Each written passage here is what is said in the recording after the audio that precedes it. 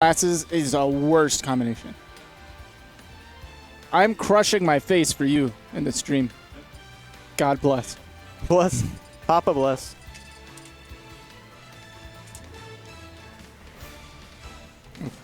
All right, so we've got some exciting... Awestin Candy. Awestin Candy is sick because we were saying earlier that Candy kind of reminds me of like Jason play.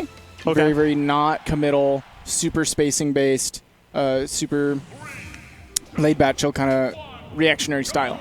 I know he's like top. I think he's like 18th in SoCal too, so he's super good. Yeah, Like he's 18th in somewhere other than SoCal might be like 18th. What? Yeah. SoCal needs that many placings. For sure. SoCal needs like at least 25, 20. Yeah. I think their PRs are 20. I think they're 20. Yeah. I don't think they're 25, but. But yeah. And Austin's doing some good work right now, though, keeping him off stage, but unfortunately gets him back on. The reason that I said it excited me because Candy plays very similar to Jason is because we used to see very regular Awestin versus Jason Grand Finals, and Awestin very much loves the fast volley matchups. Yeah. Or at least I love watching him play against the fast fallers. His combo game is nuts, especially a character who has the recovery of Fox. Oh my goodness. Awestin is going to be it. Austin knows how to press his advantage. Yeah. I'll say that. Austin's really good at getting a lead and then just bullying you off stage for having that lead. This matchup in general is very like, can you abuse the way that your character oppresses the other? If yes, you get a lot off of your advantage. If not, sometimes they get away scot-free.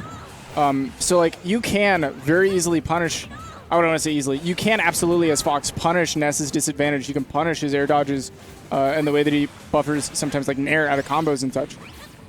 However, that back air, that was clean. You really have to be able to like read and punish his drift on the air dodges, which is not always easy.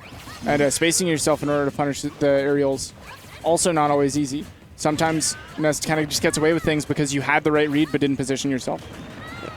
But Candy there cleaning it up. 58% is actually pretty significant on Fox. Yeah.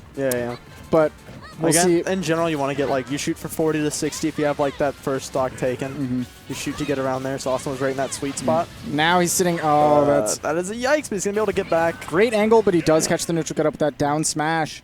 Is going to take the first stock, or the second stock, 0% left. Yeah, so the bottom blast zone in comparison to where Lilat is like, they're fairly close together, so even if Fox is off screen, he can really easily make it back up there with the FB.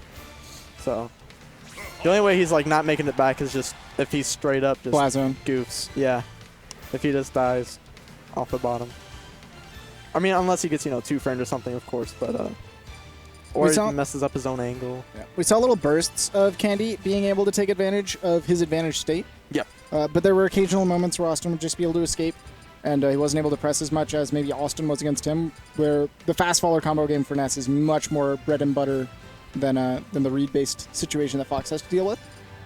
And boy, the offstage game can be oppressive. That's another thing that Austin doesn't quite have to deal with as much in this matchup as many others, whereas offstage game is very weak. Fox doesn't usually like to run off and do edge guards. Like, maybe you can risk the Nair, but that's super risky if you miss it, or you trade with PK Thunder. Fair footstool is a thing, but it's not a thing you're going to run off and do. Yeah. So one thing I do want to point out, I've noticed this from like kind of both games, that low percents, or like at the start of the game, rather, Austin just throws that down B, because a lot of Foxes will just shoot a couple lasers. But Candy, on the other hand, is kind of running at him instead. So. I have not seen Candy shoot a single laser, actually. Despite him being a very like patient, sit back and wait and see kind of style Fox, he doesn't throw any lasers to make you commit to stuff. Yeah, I've seen him throw a single laser, and it was literally a short hop single laser. It's like the most melee laser I've seen in this game. Interesting. It looked like Candy was setting up for a trump, but didn't actually wait for it. Maybe he was looking for Austin to buffer an option. Nice shield drop out there. Sets up a dangerous situation on the plat.